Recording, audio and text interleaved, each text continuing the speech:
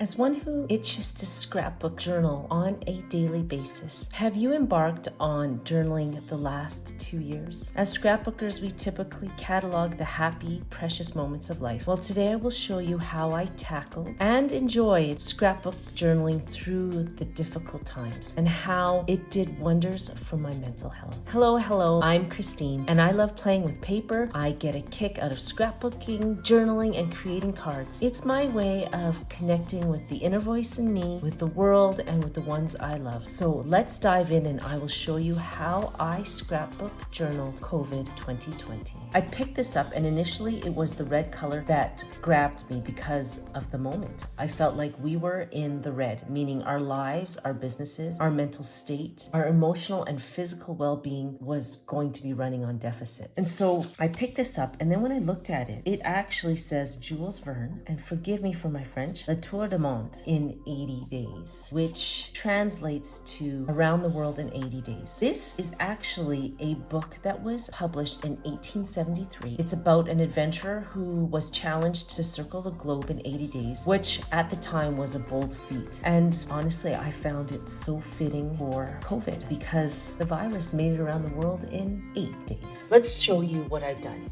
Now, this book was written in 1873, so I thought, how fitting for the album to be vintage in nature. So you'll notice most of the embellishments, all the embellishments actually, are vintage. And here I used the Sisik's frame die to frame this foil that I had embossed.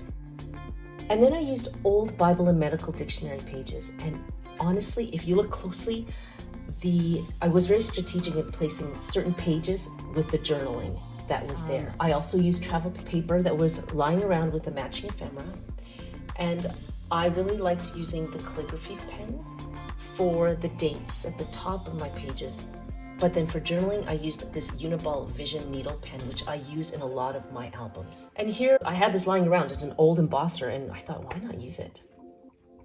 But one thing I really like using is embossing powder. And here I used the champagne embossing powder throughout. It just adds a lot of dimension to your scrapbook albums, to your cards, to your journals. And so you'll see that throughout the album. And one thing I really liked doing was using old jewelry. Instead of donating it, I thought, why not put it in my album somewhere?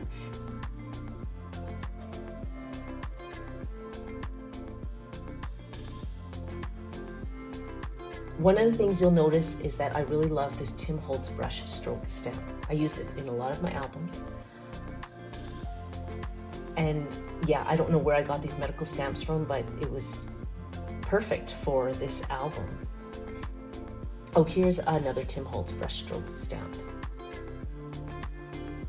You'll notice here I used stitch papers, which I had sewn together because some of the stamps you'll see later actually have this stitched effect to them.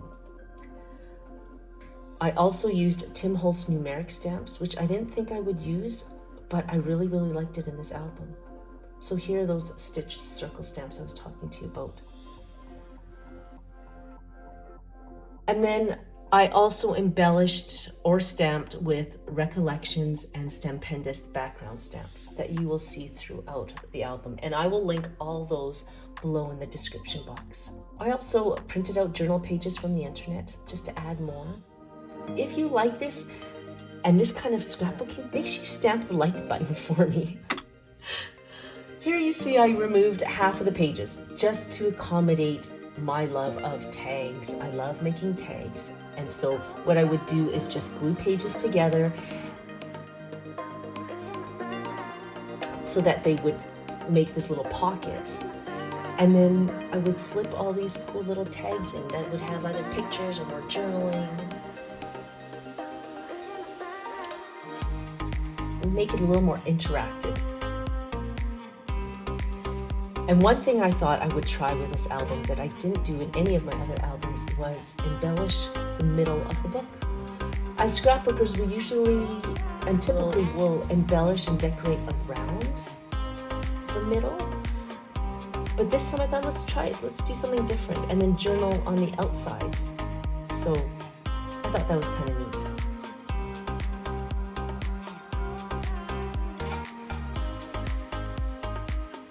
And one thing I will show you is that I actually, and in some of my other videos I'll show you later, is I dyed some of the pages to look vintage. And look for one of those videos soon, because I'll actually have how you dye vintage pages. Now, for photos, I used this HP Sprocket, which is an inkless printer which allows you to add text, shape, and change colors.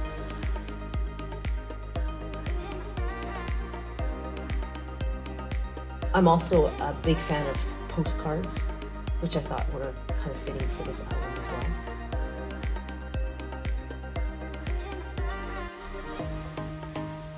And you all know me, I love my wax seals. And in this case, irregular wax seals are fitting for this type of vintage album. However, if you have contemporary modern projects and you want to do something that's more perfect in nature, like a very perfectly rounded wax seal, then make sure you go to this next video.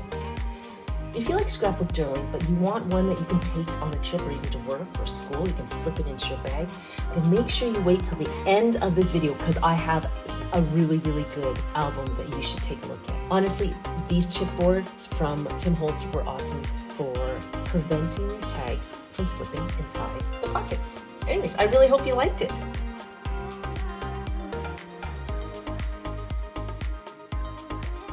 Before I go, I just want to say my heart goes out to each and every one of you who have had to endure hardships, struggles, and losses that this pandemic has caused. My family and I continue to feel the ripple effects from the loss of loved ones, the broken relationships, and for me directly, the post-COVID health issues I continue to battle, which is why you may not see me on camera often. But I don't want that to prevent me from sharing my love of scrapbooking, journaling, and card making with you. So I pray that this flip through has inspired you in your crafting journey, and I hope that you have a fabulous week. Take care, and we'll see you soon. Bye.